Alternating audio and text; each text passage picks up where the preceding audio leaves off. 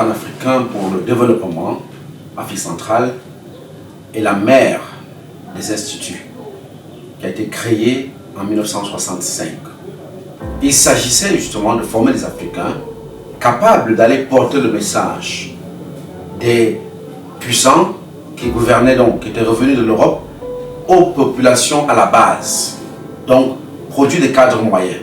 Pendant près de 50 ans, l'IPDAC a formé près de 30 000 Africains du Cameroun, du Tchad, de Centrafrique, du Burundi, de RDC, Congo-Brazzaville, du Rwanda et du Gabon, de Guinée équatoriale, de Sao Tomé et Principe, et j'en oublie certainement, et d'Angola aussi.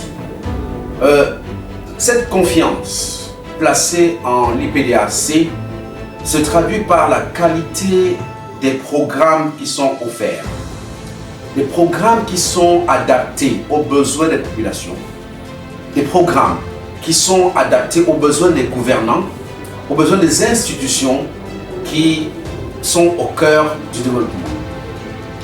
Je dois dire également que ce n'est pas que la formation qu'on fait à l'IPDAC. On fait également de la recherche.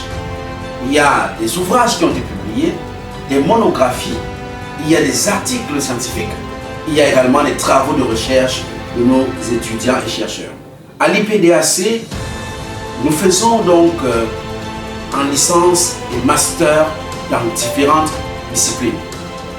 Les plus anciennes, très célèbres, connues, c'est en management de projet, en analyse, évaluation des projets, en microfinance, en gestion des entreprises et coopératives et en gestion des projets de développement. Nous, pour la rentrée qui arrive, proposons aux différentes personnalités intéressées des formations de très haut vol, à leur demande bien sûr. Il s'agit par exemple des formations en traduction interprétariat, français, anglais, espagnol, français, anglais, italien, français, anglais, allemand. On ne va pas se limiter aux licences master. Nous allons également former en énergie renouvelable. Nous avons un partenariat avec la German Solar Academy et les universités allemandes pour permettre donc justement une formation de pointe au moment où on parle de développement durable afin que nous outillions nos apprenants de différentes capacités de transformer durablement notre environnement en maîtrisant les sources d'énergie et l'utilisation de l'énergie. Il y aura par exemple également une formation en anthropologie appliquée. Vous me demanderez pourquoi? Parce que justement, on s'est rendu compte que la plupart des personnes sur qui le développement est implémenté ont des soucis pour comprendre ce développement-là. Mais c'est parce que justement on ne comprend pas ces personnes-là. Ces populations ne sont pas elles-mêmes comprises dans leur culture, dans leur milieu, dans leur stratégie, dans leur problématique. Eh bien, l'IPDAC voudrait mettre sur pied une formation de pointe qui va donc aider à adresser les problématiques à la base. On aura par exemple également des recherches, des projets de recherche phares, formation des artisans électriciens. Nous le faisons avec des partenaires comme Schneider Electric, des partenaires comme la Fondation Orange, comme le Fonds national de l'emploi et le ministère des PME. Il s'agit de quoi?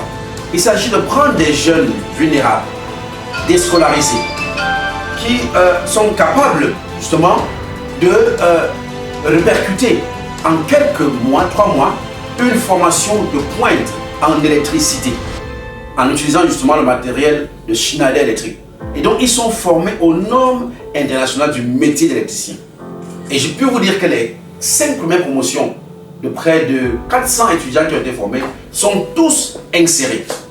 D'ailleurs, cela me donne l'occasion de dire que à l'IPD, assez particulièrement, la devise est la suivante: formation pour zéro chômage. Justement, nous nous sommes engagés à éviter de former des personnes qui vont remplir la cohorte de chômeurs dans la rue.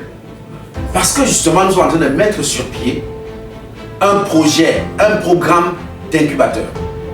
L'étudiant de l'IPDAC, au terme de la formation en 3e année et en Master 2, va être accompagné dans la maturation d'un business plan.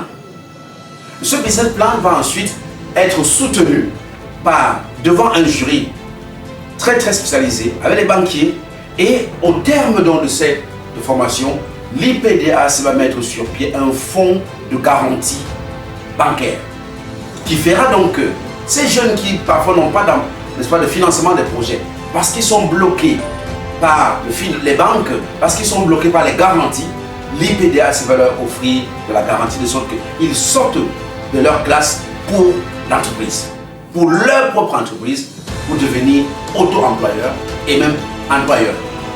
Voilà en somme les innovations que nous avons, en dehors également des grands projets de mise sur pied des fermes agricoles.